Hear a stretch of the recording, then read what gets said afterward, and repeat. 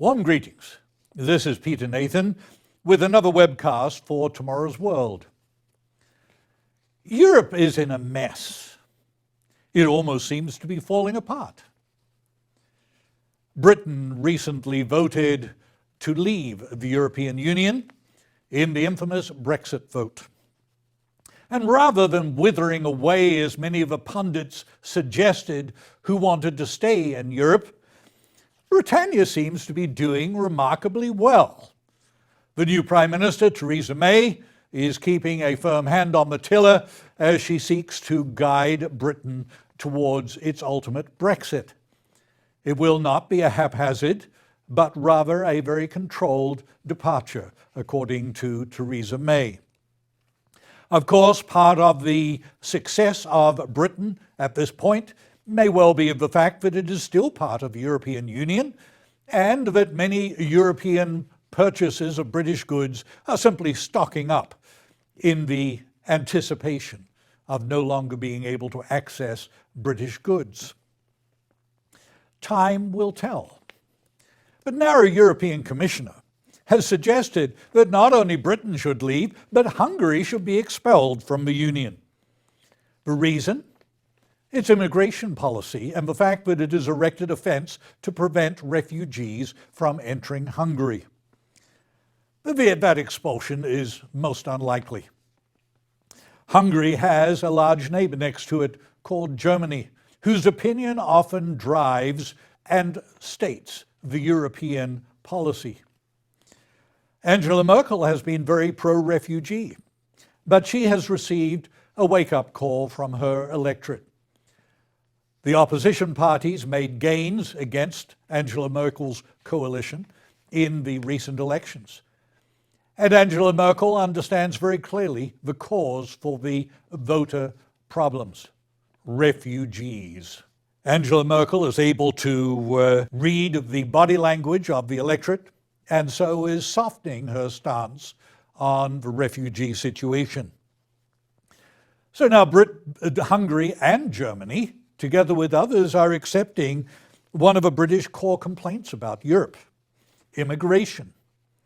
Refugees, while a humanitarian issue, are ultimately about immigration and the free movement of people in Europe. But that's not the end of the problems for Europe, and especially Germany.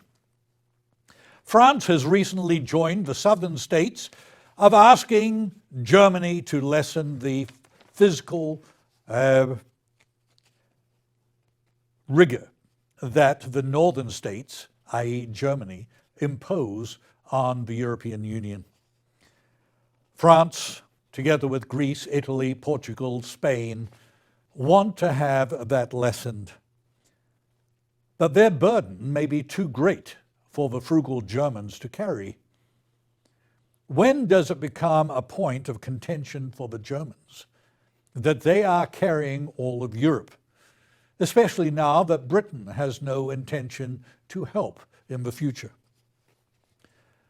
In the European Commission itself, part of the European Combine, all is not necessarily going well. In his recent equivalent of a State of the Union address, Claude Juncker, the chairman of the Commission, gave an address which really said nothing's going well. To hide the problems, he came up with a great suggestion: that we develop a command and control center for a European army. A great distraction from the lack of progress in other areas of the Commission. Of course, it was well timed. It was a poke in the eye to the British, who had been in opposition to it. Now it can be a distraction to the other problems of Europe. But, Claude Juncker, beware. Britain has not yet gone. And if the eastern members of the European Union have their way, that may never happen. They have used the British as a counterbalance and a help ally against the centralizing powers of the European Commission. Their intention is to veto any agreement reached between Europe and Britain that would allow Britain to exit the European Union. What does that mean? Really, the question needs to be asked as to whether Britain is already enslaved to a system from which it seeks freedom. Will it be able to bring that to pass? Time will tell. Where does all of this end? Europe seems to be muddling its way from one crisis to the next, but it is a work in progress.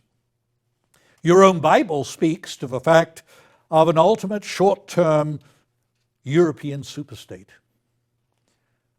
We talk about that in our free magazine, Tomorrow's World. Subscribe to that to see what is happening in Europe as these events come to pass. Thanks for watching. Follow us on Facebook and Twitter and online at tomorrowsworld.org.